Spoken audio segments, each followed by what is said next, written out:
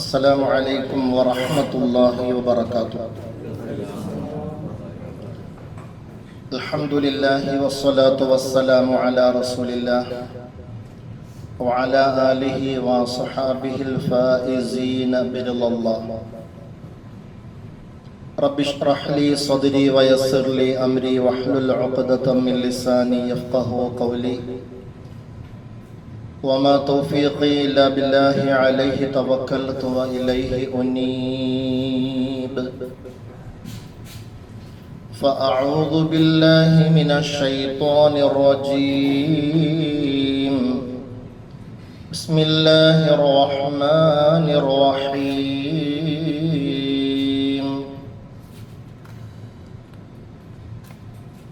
وما كان لمؤمن ولا مؤمنة إذا قضى الله ورسوله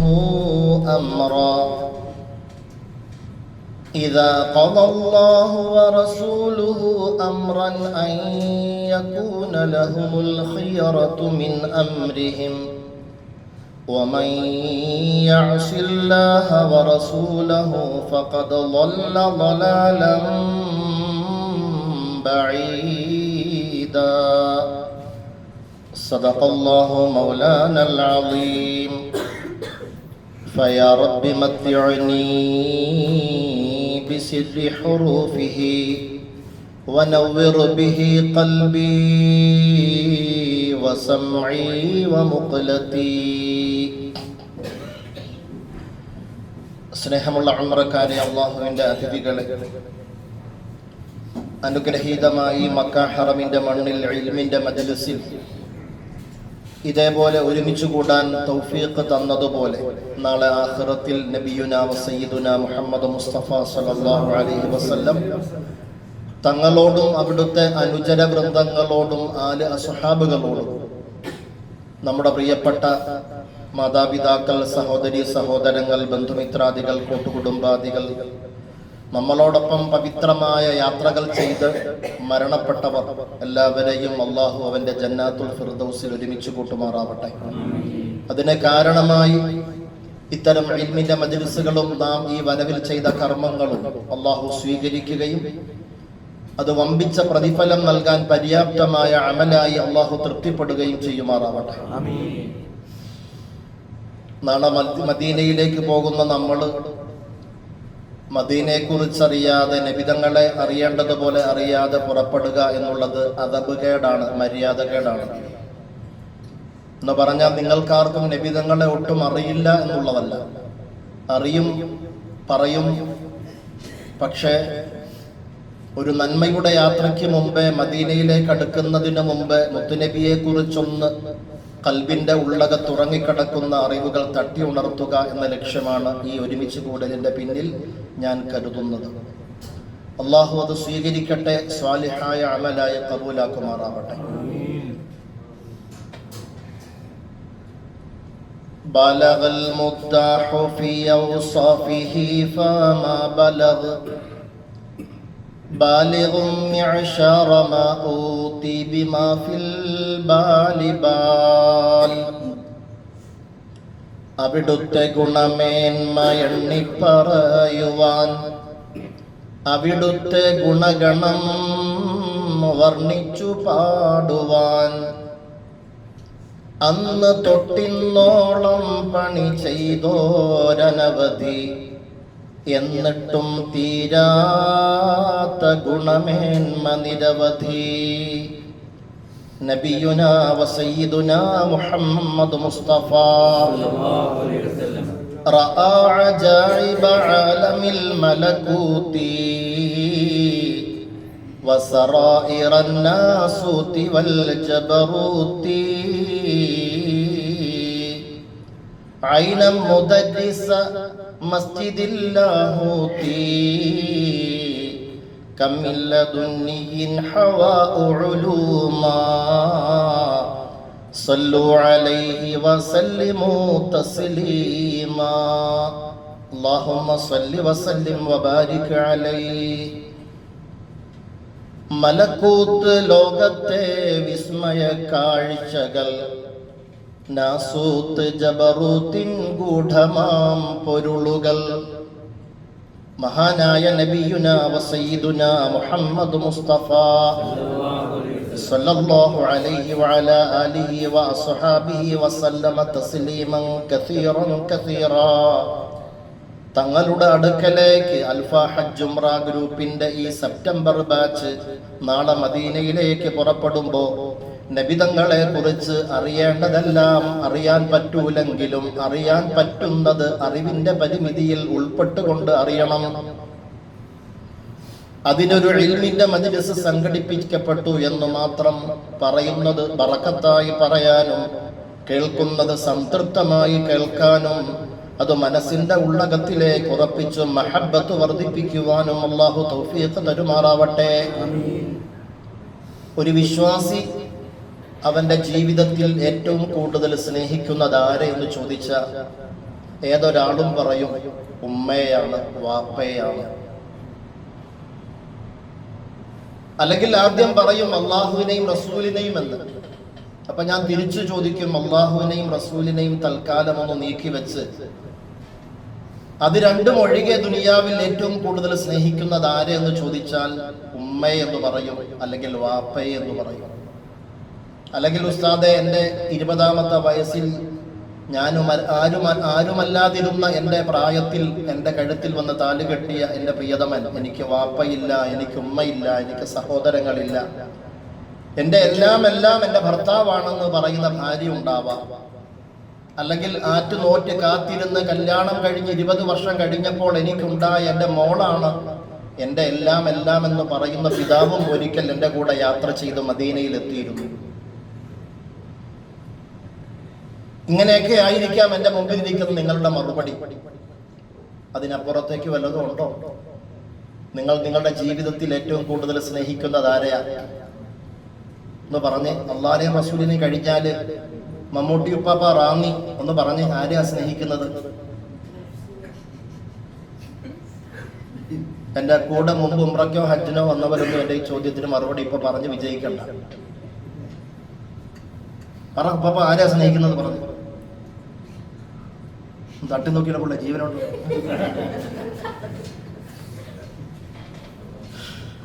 പറയൂ.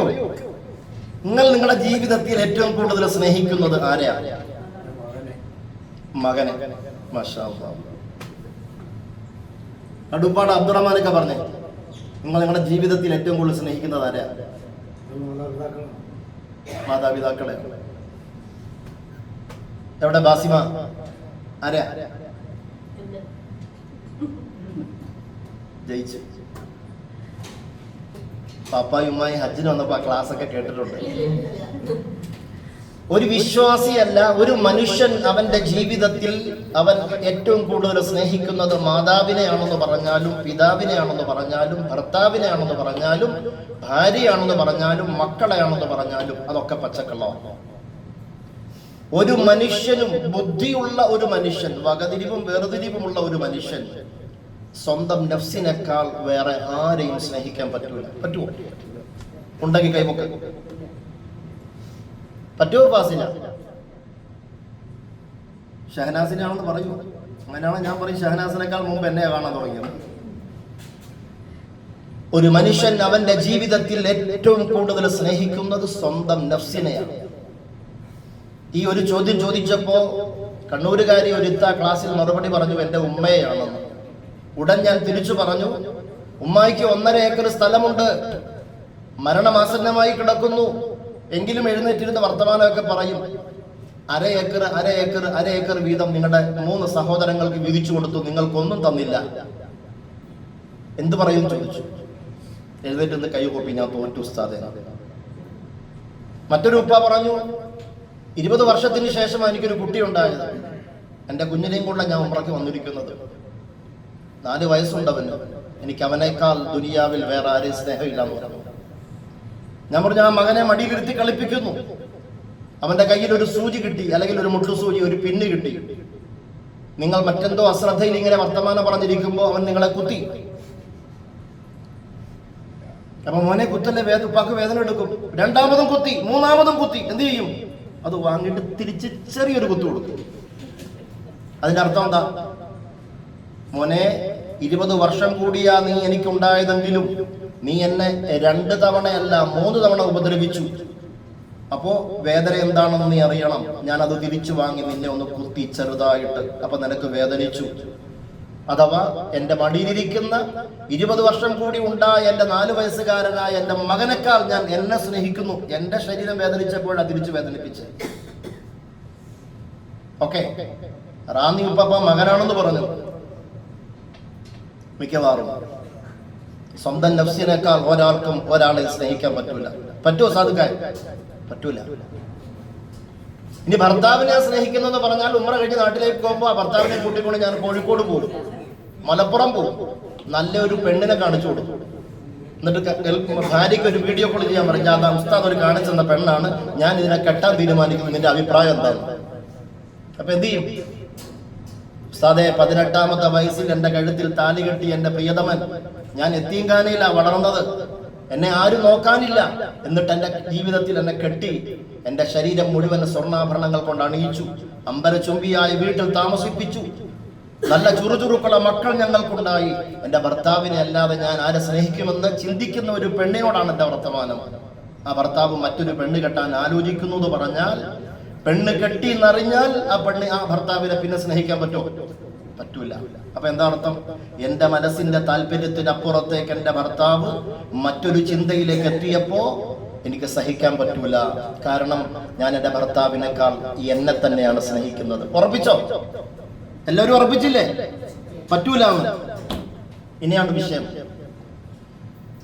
33ാമത്തെ അധ്യായം സൂറത്തുൽ അഹ്സാബ്. അല്ലാഹു പറയുകയാണ്, അഊദു ബില്ലാഹി മിനശ് ശൈത്വാനിർ റജീം. وما كان لمؤمن ولا مؤمنة. ഒരൊറ്റ വിശ്വാസിക്കും വിശ്വാസിനിക്കും അവകാശമില്ല.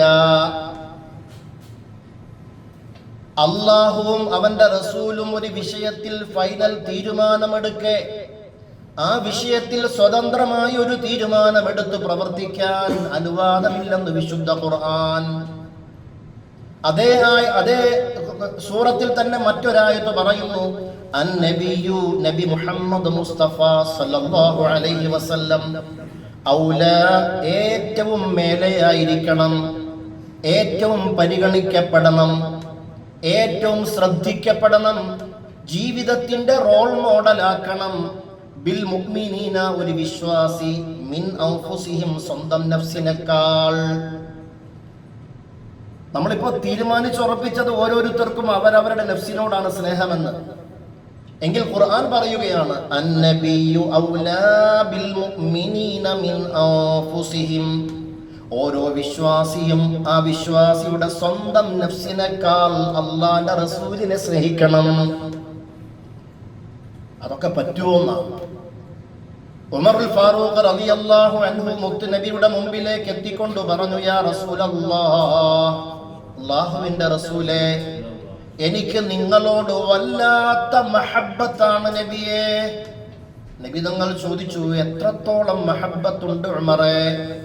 എന്റെ ഈ നഫ്സ് കഴിഞ്ഞാൽ പിന്നെ എനിക്ക് ദുനിയാവിൽ ഏറ്റവും കൂടുതൽ സ്നേഹം അല്ലാഹുവിന്റെ റസൂലേ നിങ്ങളോടാണ് നബിയേ. ഉടൻ നബി തങ്ങൾ കൊടുത്ത മറുപടി, ഉമറേ, നിന്റെ ഈമാൻ പരിപൂർണമായിട്ടില്ല ഉമറേ. അതെന്താണ് കാരണം നബിയേ?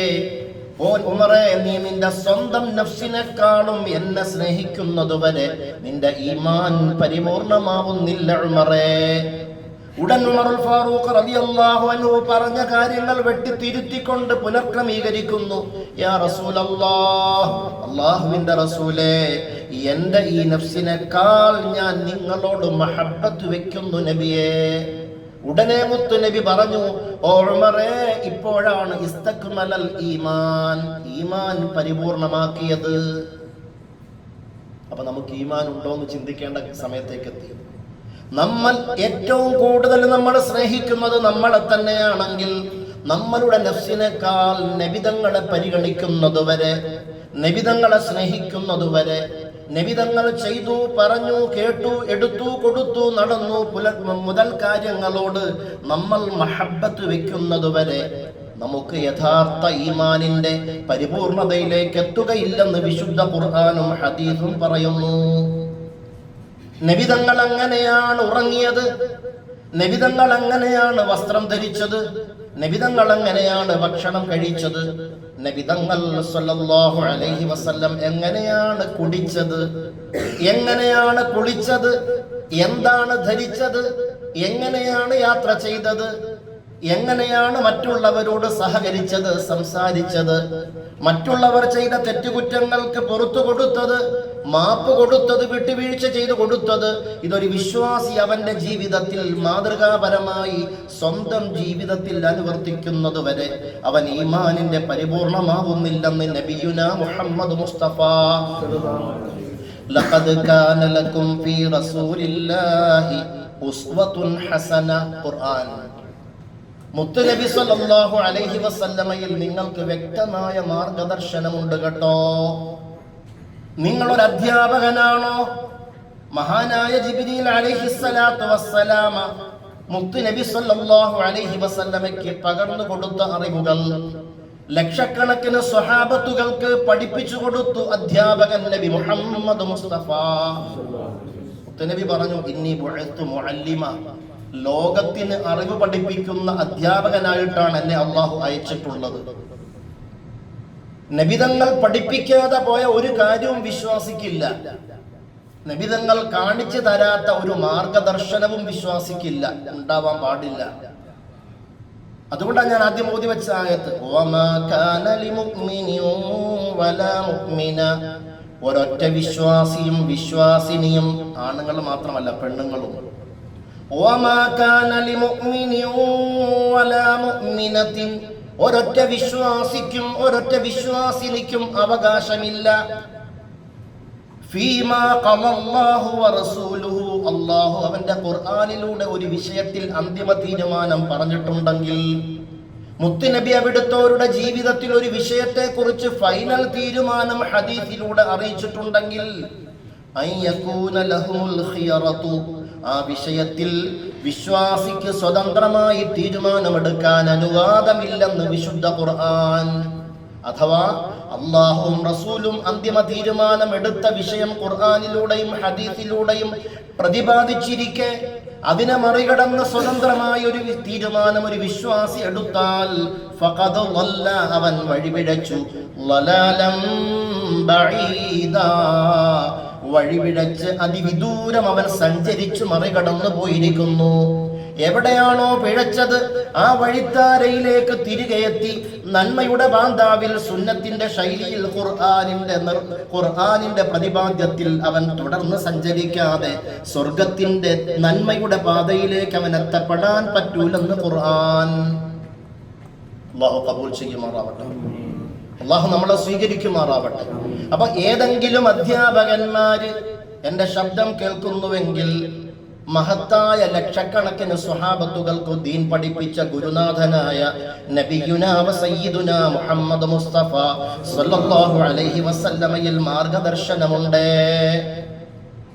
ഖുർആൻ പറയുന്നുണ്ട്, ഓ പ്രവാചകരെ, വലൗ കുൻത ഫളൻ ഗലീദൽ ഖൽബി ലൻഫളൂ മിൻ ഹൗലിക്, 40ാമത്തെ വയസ്സിൽ നുബുവത്ത് ലഭിച്ചതു മുതൽ 63ാമത്തെ വയസ്സുവരെ 22 വർഷവും 2 മാസവും 22 ദിവസവും വിശുദ്ധ ഖുർആനിന്റെ 3,23,760 അക്ഷരങ്ങൾ, 86,430 വാക്കുകൾ, 6,600 ചില്ലുവാനും ഹദീസുകൾ, 6,600 ചില്ലുവാനും ആയത്തുകൾ, ഇതൊക്കെ കോർത്തിണക്കി ഒരേ ഒരു വിശുദ്ധ ഖുർആൻ നബിതങ്ങളിലൂടെയാണ് നമ്മളിലേക്ക് എത്തിയത്. ഇന്നഹു ലഖുർആനുൻ കരീം, ഇതൊരു മാന്യമായ വേദഗ്രന്ഥമാണ്. ഫീ കിതാബിൻ മക്നൂൻ, സുരക്ഷിതമായ ഏടുകളിൽ ആലേഖനം ചെയ്യപ്പെട്ടതാണ്. തൻസീലും മിർ റബ്ബിൽ ആലമീൻ, ലോകരക്ഷിതാവിങ്കൽ നിന്ന് അവതീർണമായ വചനങ്ങൾ അത്രേ ഈ ഖുർആനിന്റെ വചനങ്ങൾ. അതുകൊണ്ട് തന്നെ ലാ യമസ്സുഹു ഇല്ലൽ മുതഹ്ഹറൂൻ, സൂറത്തുൽ വാഖിഅയിൽ പടച്ചവൻ പറയുകയാണ്, ലാ യമസ്സുഹു ഇല്ലൽ മുതഹ്ഹറൂൻ, ശാരീരിക ശുദ്ധി ഇല്ലാത്തവര് ഖുർആൻ ഒന്ന് സ്പർശിക്കൽ പോലും അനുവാദമില്ല. കാരണം എന്താ? തൻസീലും മിർ റബ്ബിൽ ആലമീൻ, റബ്ബുൽ ആലമീനായ ലോകൈക സൃഷ്ടികർത്താവായ പടച്ചവനിൽ നിന്ന് കാലോചിതമായി സമയോചിതമായി മുത്തുനബിയിലേക്ക് അവതരിപ്പിക്കപ്പെട്ടിട്ട് ആ നബിതങ്ങൾ സ്വഹാബത്തുകളെ പഠിപ്പിച്ചു, സ്വഹാബത്തുകൾ താബിഈങ്ങളെ പഠിപ്പിച്ചു, താബിഈങ്ങൾ തബഉ താബിഈങ്ങളെ പഠിപ്പിച്ചു, തബഉ താബിഈങ്ങൾ അവരുടെ ശിഷ്യഗണങ്ങളായ മഹത്തുക്കളായ പണ്ഡിതന്മാരെ പഠിപ്പിച്ചു, പണ്ഡിതന്മാർ കിതാബിൽ ആലേഖനം ചെയ്തു വെച്ചു, കിതാബുകൾ തായ്വഴിയായി ആലിമീങ്ങളിലേക്ക് മുതഅല്ലിമീങ്ങളിലേക്ക് എത്തി. അങ്ങനെ ഞങ്ങളെ പോലെയുള്ള മൗലവിമാരുടെ കരങ്ങളിലേക്ക് എത്തി. സ്വീകരിക്കുന്നവരുമുണ്ടാവാം, തള്ളുന്നവരുമുണ്ടാകാം, ജീവിതത്തിൽ അത് പകർത്തി പ്രവർത്തിച്ച് മറ്റുള്ളവർക്ക് പഠിപ്പിച്ചു കൊടുക്കുന്നവരുമുണ്ടാവാം. സ്വന്തം ജീവിതത്തിൽ പ്രവർത്തിച്ച് പാകപ്പെട്ട് അറിവില്ലാത്തവർക്ക് പഠിപ്പിച്ചു കൊടുത്ത് അവരെ നന്മയുടെ ബാന്ധാവിലേക്ക് കൈപിടിച്ച് കൊണ്ടെത്തിക്കുന്ന മഹത്തുക്കളായ ആലിമീങ്ങൾ, അവരിൽ നിന്ന് സനദോടെ നബിതങ്ങൾ സല്ലല്ലാഹു അലൈഹി വസല്ലമയ്ക്ക് തായ്വഴിയായി കിട്ടിയ ആധികാരിക രേഖയിലൂടെ ഞങ്ങളുടെ കരങ്ങളിലേക്ക് തരുമ്പോൾ ഞങ്ങളുടെ സ്ഥാപനത്തിൽ പഠിക്കുന്നവർക്കും ഞങ്ങളുടെ മുമ്പിലിരുന്ന് ഖുർആൻ ഓതുന്നവർക്കും അത് ഒരു സനദിന്റെ, ഒരു തായ്വഴിയുടെ ആ ആധികാരിക രേഖ കൈമാറുമ്പോൾ അത് പവിത്രത കൂടുതലാ. സുബ്ഹാനല്ലാഹ്, വല്ലാത്ത സ്വീകാര്യതയാ. വെറുതെ അങ്ങ് മുത്തുനബി പറഞ്ഞു എന്ന് പറഞ്ഞു പോകുന്നതല്ല വിഷയം, ഹദീസിൽ ഇങ്ങനെ ഉണ്ട് എന്ന് പറഞ്ഞു പോകുന്നതുമല്ല വിഷയം. എനിക്കെന്റെ ഗുരുനാഥന്മാരിൽ നിന്ന് കിട്ടിയ ഇൽമാണിത്. എന്റെ ശൈഖുന വടതല മൂസ ഉസ്താദിൽ നിന്ന് ഞങ്ങൾക്ക് കിട്ടി. ആ വടതല മൂസ ഉസ്താദിന് അവിടുത്തോരുടെ ഉസ്താദായ സമസ്തയുടെ പ്രസിഡന്റായിരുന്ന വളാഞ്ചേരിയിൽ അന്ത്യവിശ്രമം കൊള്ളുന്ന അള്ളാഹുവിന്റെ വലിയായ മഹാനായ ശൈഖുന തങ്ങളെന്ന് ഞങ്ങളുടെ ഉസ്താദ് എപ്പോഴും ഇടയ്ക്കിടയ്ക്ക് പറയുന്ന അസ്ഹരി തങ്ങൾ ഇമ്പിച്ചിക്കോയ ഹൈദ്രൂസി മഹാനവറുകളിൽ നിന്ന് അങ്ങകലെ കണ്ണൂർ ജില്ലയിലെ പാപ്പിനിശ്ശേരിയിലെ കാട്ടിലെ പള്ളിക്ക് മൈലാഞ്ചി വള്ളികൾ കോർത്തിണക്കിയ ഖബറിന്റെ അകത്തളത്ത് കിടക്കുന്ന മഹാനായ ശൈഖുൽ മശായിഖ് ശൈഖ് ഹസൻ ഹസ്റത്തിൽ നിന്ന് ശൈഖുന വടതല ഉസ്താദിന് കിട്ടിയ ഇൽമുകൾ അവർക്ക് എവിടുന്ന് കിട്ടി? അവർക്ക് അവരുടെ ഉസ്താദായ ദൈവബന്ധ ദാറുൽ ഉലൂമിലെ സയ്യിദ് മദനി തങ്ങളിൽ നിന്ന്. അവിടുന്ന് അങ്ങനെ ഉസ്താദന്മാരുടെ സിൽസില ചികഞ്ഞു പോയാൽ എത്തുന്നത് നബിയുന വസയ്യിദുന മുഹമ്മദ് മുസ്തഫ തങ്ങളിലേക്ക്. നബിതങ്ങളിൽ നിന്ന് ജിബ്രീലിലേക്ക്, ജിബ്രീലിൽ നിന്ന് അല്ലാഹുവിലേക്ക്. അതോടുകൂടി അവസാനിച്ചു.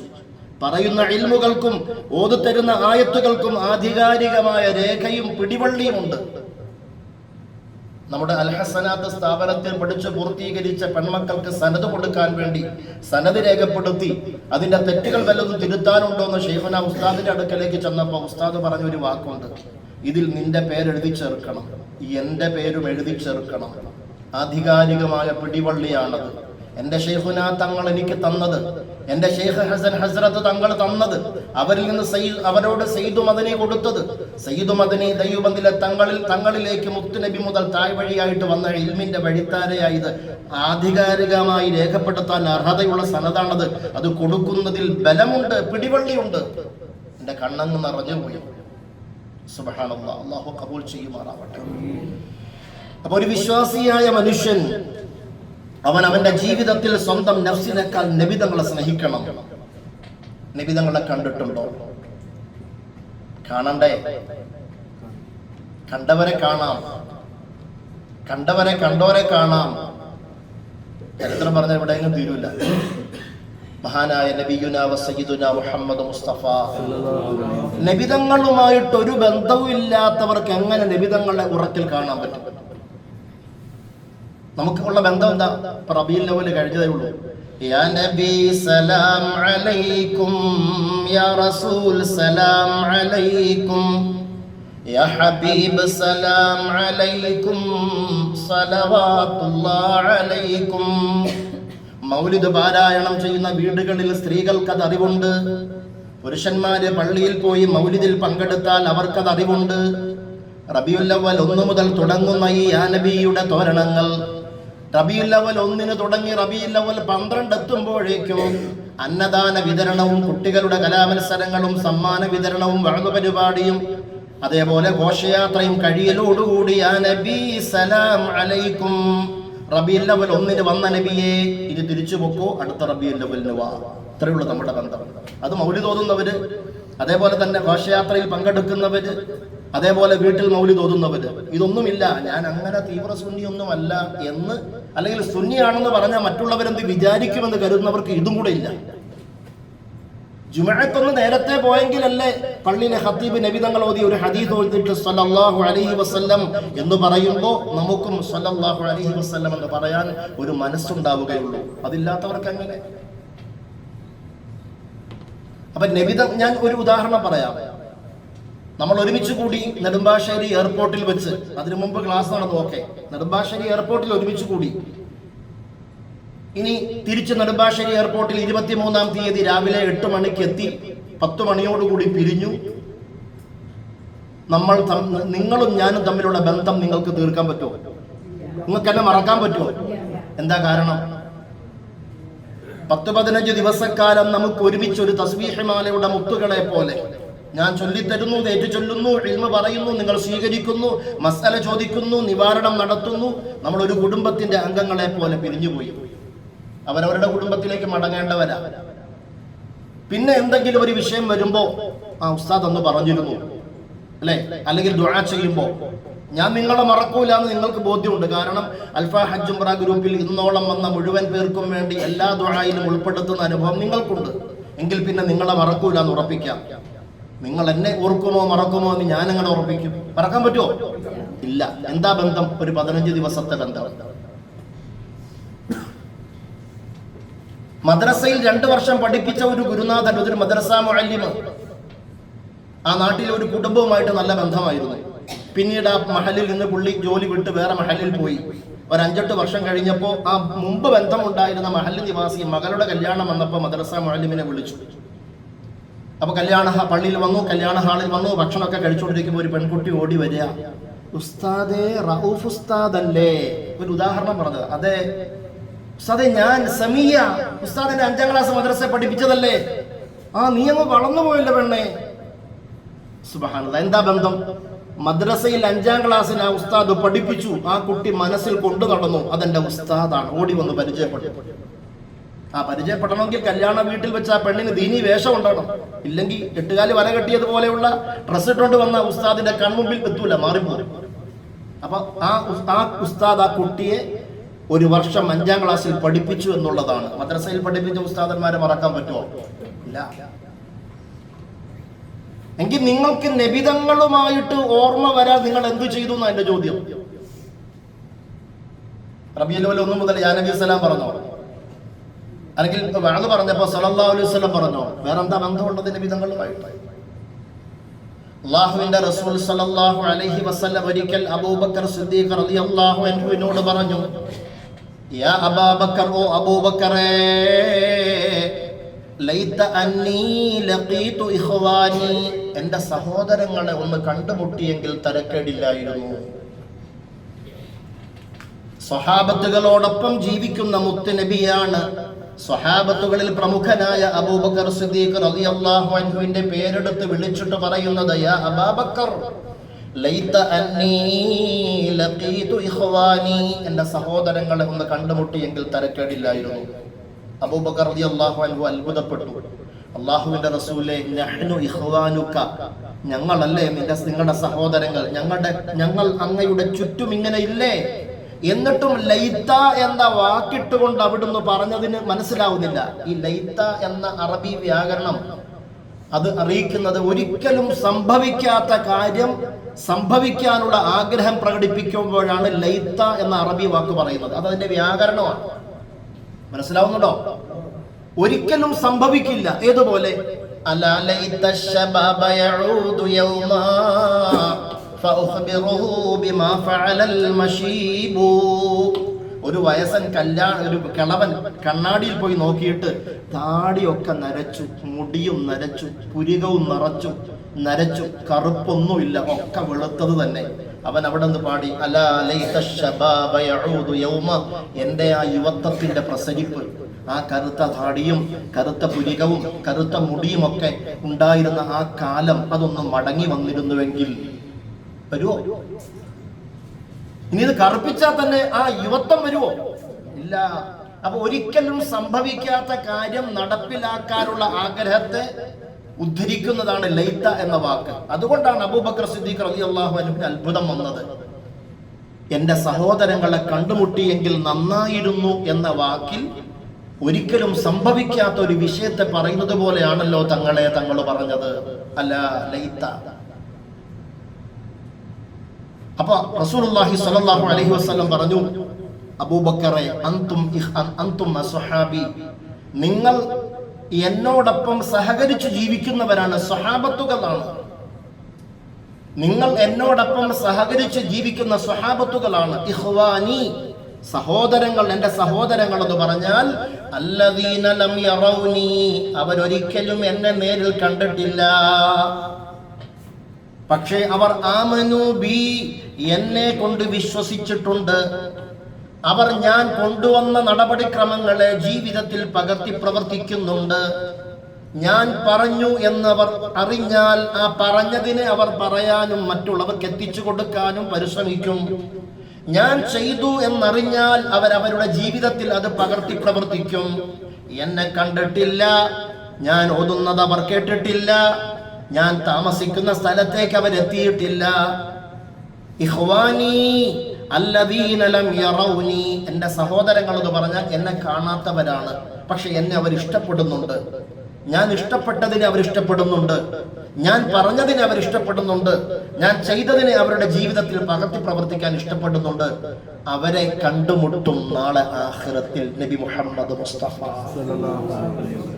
അവരുടെ അടുക്കലേക്ക് ഞാൻ സ്വപ്നത്തിൽ ചെല്ലും, അവർക്ക് കൊടുക്കേണ്ടത് കൊടുക്കും, പകരേണ്ടത് പകരും.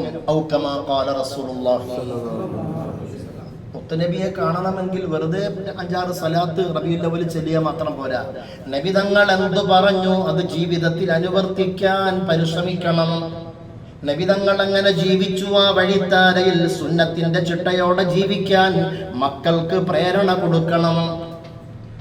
പിതാവ് എത്ര അറിവുണ്ടെങ്കിലും പിതാവിന്റെ സംസാരം നാട്ടുകാരെ നന്നാക്കുമെങ്കിൽ, മാതാവ് നന്നായെങ്കിൽ മാതാവിനാണ് മക്കളെ നന്നാക്കാൻ പറ്റുകയുള്ളൂ.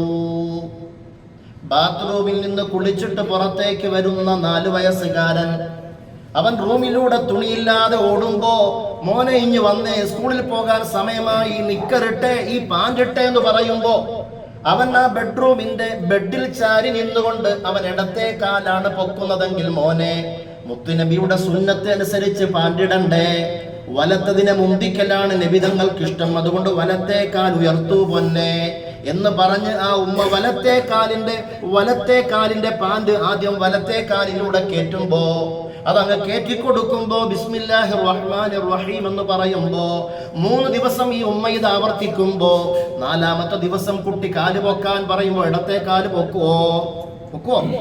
ഇല്ല. യാത്ര പോകുമ്പോ വണ്ടിയിലിരിക്കുന്ന മക്കളെ കൊണ്ട് പറയിപ്പിക്കണം, സുബ്ഹാനല്ലദീ സഖറ ലനാ ഹാദാ. നല്ല കാര്യം. ഇപ്പൊ അറിഞ്ഞിട്ട് വേണ്ട ഉസ്താദെ മക്കളെ പഠിപ്പിക്കാൻ. മക്കളെ കൊണ്ട് പറയിപ്പിക്കണം. വീട്ടിലേക്ക് ആരെങ്കിലും യാചനയോടെ വന്നാൽ, അത് മുസ്ലിം ആവട്ടെ അമുസ്ലിം ആവട്ടെ, നമ്മൾ കൊടുക്കുന്നതിനേക്കാൾ ഉപരി നമ്മൾ എടുത്തിട്ട് കുഞ്ഞുങ്ങളോട് കൊടുത്തിട്ട് മോനെ വലത്തെ കൈ കൊണ്ട് കൊടുക്കണം, കിബിലയിലേക്ക് തിരിഞ്ഞു കൊടുക്കണം, ബിസ്മി പറഞ്ഞുകൊണ്ട് കൊടുക്കണം എന്ന് പറഞ്ഞ് ശീലിപ്പിക്കുമ്പോ ചെറുപ്പകാലത്തിലുള്ള ശീലം മറക്കുമോ മനുഷ്യനുള്ള കാലം? ആ ഉപ്പ കൊടുത്തയച്ചു, ഉമ്മ കൊടുത്തയച്ചു, കാലപ്പഴക്കത്തിന്റെ പേരിൽ ഉമ്മയോ ഉപ്പയോ മരണപ്പെട്ടു.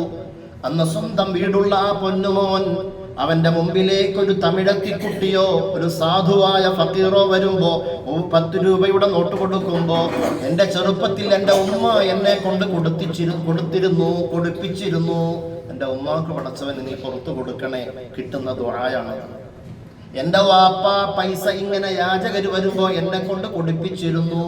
ഇവിടെ ഒന്നും ഇല്ലാന്ന് പറഞ്ഞ് മടക്കി അയക്കൂല. ഉമ്മയും ബാപ്പയും പഠിപ്പിച്ചിരിക്കുന്നത് കൊടുക്കാനാ, വലത്തെ കൈ കൊണ്ട് കൊടുക്കാനാ, കിബിലയിലേക്ക് തിരിഞ്ഞു നിന്ന് കൊടുക്കാനാ.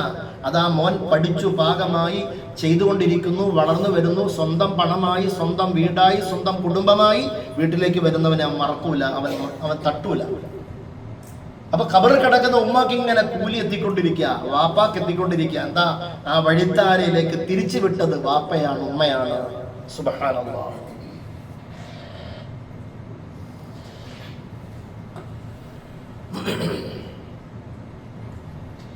അപ്പൊ 15 ദിവസത്തെ ഉംറ യാത്രയുടെ ബന്ധത്തിൽ, 40 ദിവസത്തെ ഹജ്ജ് യാത്രയുടെ ബന്ധത്തിൽ എന്നെ നിങ്ങൾക്ക് മറക്കാനാവില്ലെങ്കിൽ, ആലുവയിൽ മാർക്കറ്റിൽ ചിക്കൻ കട നടത്തുന്ന ഒരു ഷിഹാബുണ്ട്, ഷിഹാബ് ഹാജി. ഈ കഴിഞ്ഞ വർഷം എൻ്റെ കൂടെ ഹജ്ജിന് വന്ന ഇടക്കിടക്ക് വിളിക്കും, ഉസ്താദ് എത്ര വോയിസ് ഉസ്താദ്, കണ്ണിന് ഉസ്താദ് മറഞ്ഞു പോകുന്നില്ല. ഉറക്കിൽ നിന്നുണരുമ്പോഴും കിടക്കാൻ പോകുമ്പോഴും ഉസ്താദ് ആ ചൊല്ലിത്തരുന്ന ദുആയ്, ആ പ്രസംഗം, ആ വഅദ്, ഇതൊക്കെ കണ്ണിൽ ഇങ്ങനെ കിടന്ന് മറഞ്ഞുകൊണ്ടിരിക്കുക. അപ്പൊ ഒന്നിടവിട്ട ദിവസത്തിൽ കണ്ടില്ലെങ്കിൽ വിളിക്കും. അതൊരു സ്നേഹബന്ധമാണ്. എന്ത് ബന്ധം? ഹജ്ജിന്റെ ദിവസങ്ങളുടെ ബന്ധം, ഉംറയുടെ ദിവസങ്ങളുടെ ബന്ധം. എങ്കിൽ ഞാൻ ചോദിക്കട്ടെ, മുത്തുനബിയുമായിട്ട് ബന്ധമുള്ളവർക്കല്ലേ മഹ്ശറയിൽ നബി തങ്ങളുടെ ശഫാഅത്ത് കിട്ടുള്ളൂ? നിങ്ങൾക്ക് എന്ത് ബന്ധം? ബന്ധമില്ല എന്നുള്ള അർത്ഥത്തിൽ പറയുന്നതല്ല, അറിവ് തട്ടി ഉണർത്താം. അല്ലാഹു സുബ്ഹാനഹു വ തആല, നമ്മൾ നിസ്കരിക്കുന്ന ആർക്ക് വേണ്ടിയാ? അല്ലാഹുക്ക് വേണ്ടി. നോമ്പ് പിടിക്കുന്നതോ ഉംറയ്ക്ക് വേണ്ടി നിയത്തെടുത്തതോ? അവസാനം ഒരു വാക്കുണ്ട്, ലില്ലാഹി തആല, അല്ലാഹുക്ക് വേണ്ടി. ഹജ്ജ് ചെയ്യുന്നത് ആർക്ക് വേണ്ടിയാ? അല്ലാഹുക്ക് വേണ്ടി. ഖുർആൻ ഓതുന്നത് ആർക്ക് വേണ്ടിയാ? അല്ലാഹുക്ക് വേണ്ടി. നബി തങ്ങൾക്ക് വേണ്ടി എന്ത് ചെയ്തു മക്കളെ? ഭയങ്കര സുന്നിയാണ്.